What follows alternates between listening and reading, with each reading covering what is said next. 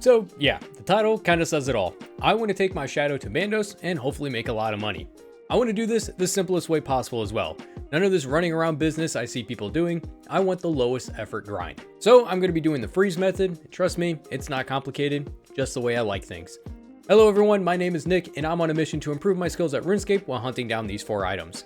Following the simplest rule set in the world, I hope to grind my way into greatness. This is Getting Good at RuneScape.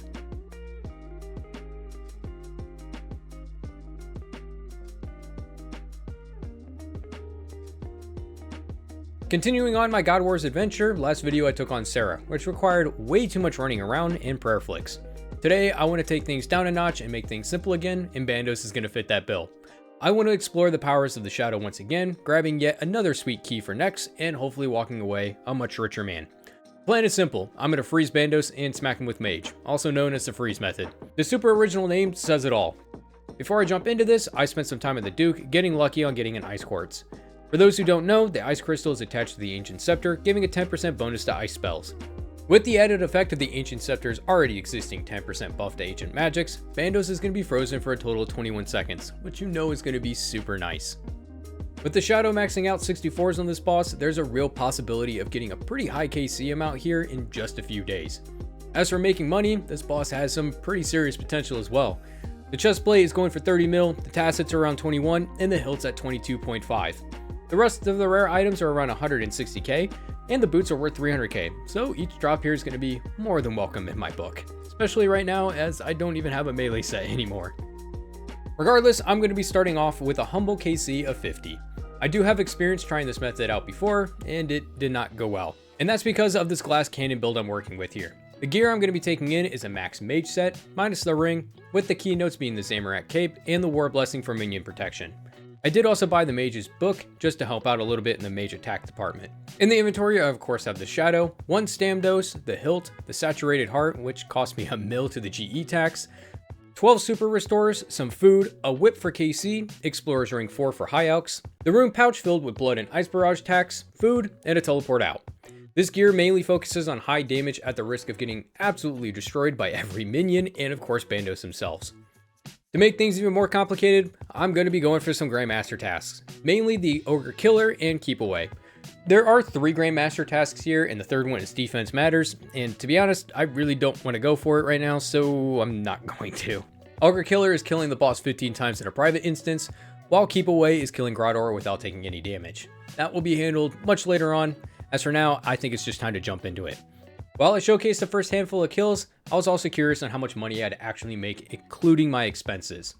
Normally I just show the end loot, but this time I actually want to keep track of everything to see if I'm actually making a profit or not. The important notes here are of course the staff charges, which I have 2,674 of them, which totals up to 2.674 mil. I'm also going to be using super restores, which I have 100 banked at the start of this video, totaling up to 1 mil in just that alone. The 1 mil GE tax taken from me from selling a bunch of random items to buy this heart, the entry fee for the private rooms, and the only other variable in this equation is the ice and blood barrages, which I'm going to be taking an average of because I really don't want to count how many times I cast one of these spells. Oh yeah, and all the deaths. Each one of these is going to cost 313k each to reclaim, so let's hope that doesn't happen too often. For a super simple breakdown of what I'm actually doing in the room, these are the main tiles that you have to worry about. The first one is the starting position, and the one on the other side of the room just helps lure the mage minion closer to the ranger, so I can easily stack all the minions together, which actually puts it really close to this third tile here. That's pretty much it. At the start of the kill, I freeze the boss, running over to this corner and freezing the melee minion. Attack the boss until he either dies or becomes unfrozen. Run to the other side of the room, casting free spells as I need to. And then stack up the minions once the boss is dead. The only issue with this method is sometimes Bandos decides he doesn't want to be frozen and is constantly chasing you down, so while only wearing mage gear, this boss can combo you out pretty easily. To help avoid this, it's super nice to have on True Tile for Bandos and swap over to Melee Prayer when he gets close, take the one hit, and quickly jump back over to Protect from Range as you run away and cast more ice spells as I need to. Of course, we're going to use Protect from Melee when he gets close, as his melee attack can max a 60, but he also does have a range attack, which happens a third of the time, which also has a max of 35. So having food on you at all times is pretty important, in case you start taking more hits that you weren't expecting. Good news is this boss and minions drop food pretty often. The minions have a chance of dropping 2 sharks or 3 chili potatoes, and Bandos himself can drop 3 super restores, or you could just find something rare and teleport out whenever you want to.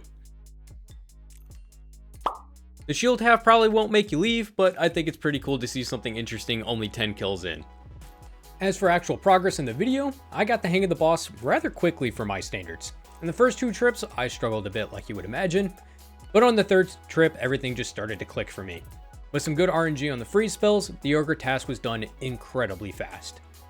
After spending a few hours and dying 4 more times, I wanted to check out another method, just to say that I could. So I found a quick guide on a 6-0 method, which I'm going to link that guide that I watched at the top of the description, and I didn't really do it for long. I just wanted to see how other methods worked here, since I know a lot of people aren't going to be able to do the freeze method, and honestly, I would say this is pretty solid, especially if you're going in solo. I only did a few kills using this range setup, and I got 100 KC while doing so, which means I had the Veterans achievement done. But since we're talking about the freeze method, I think I should point out a few things. In theory, you don't need anything really high level to perform this method at all, but there is kind of a catch. Without using high level mage gear, thus not having high magic attack, landing a freeze becomes super annoying, and honestly it's the deciding factor for me getting kills here or getting killed. Even in this gear, the kills that I just can't land a freeze on, I just end up running around the room the entire time, slowly killing the boss. So because of that, I really wouldn't recommend this method to a majority of players if you don't have super high gear, or you have the Virtus outfit, which I think is probably best in slot here. The full set costs around 112 mil to obtain, or you have to be insanely lucky at getting the Desert Treasure 2 bosses to drop them for you. But the set does surpass the Ancient Robes when it comes to casting Ancient Magics, which is its big benefit. Even though the gear does have the same magic accuracy bonus as the Ancestrals, the full set gives a plus 12 when casting combat spells from Ancient Magics, meaning landing freezes becomes a whole lot easier. You do sacrifice some damage when using this set, but you get better defense and prayer bonuses, so if you're looking at doing this method, it's nice to keep that in mind. Another important note is Bandos is insanely packed at all times. Seriously, the only time I was able to find an open room was incredibly late at night, and even then it still took a handful of worlds to hop around before I found one. Which does make sense, the follower KC here is stupid quick, each unique drop is worth some serious money, even if you're splitting with team members. The boss doesn't have any crazy mechanics, and it's been around for so long that you can pretty much camp this boss in whatever gear that you have, especially if you're running with other people. But with that said, I personally did every trip here in a private instance, meaning every time I wanted to kill this boss, it cost 125k just to enter, which is down from the normal thing because I have the elite rewards. So I'm going to keep track of that in the final profit tally as well. Nonetheless, I was able to achieve a dream run here. Starting out on run number 7, I started at 102 KC when entering the room, and just 6 kills in. No way! Yes!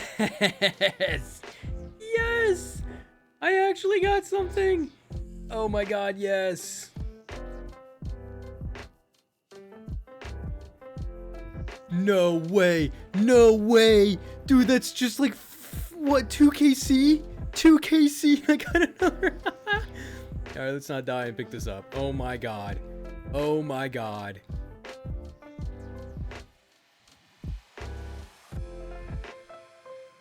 No! Dude, what is this trip? What is this trip? Oh my god. So in just 12 kills, I saw the 2 Bandos items I wanted the most to reclaim my melee set, along with the Shard 2, all new collection logs. But wait, on KC number 139, I also saw a Godsword Shard 3, and yeah, it's still the same trip. I milked this run as long as possible, getting a total of 47 kills in this one trip, which means I got 52 mil in loot and even snagging a longbone somewhere in this mess. I cannot ask for a better run, and the RNG is just insane. I can safely say I think I might be in the profit zone here. But I still had some staff charges to burn, so I kept at it. 8 trips, as well as 5 deaths and 2 accidental cabbage teleports later, I received the Godsword 1 drop on KC number 254. All 3 of these shards were received from a minion with no dupes, so Bandos, I can confidently say, loves me. Of course, I had to make the full sword before heading back out there. Thanks to actually learning the 6-0 method and with playing around the boss a bit, I found out something pretty interesting. The Mage in range minion will always attack you on the same tick if you're starting the kill on this side of the room. But if you stand on the tile the mage minion spawns, you're able to delay his attack by 1 tick, meaning the keep away task just got a lot less RNG dependent.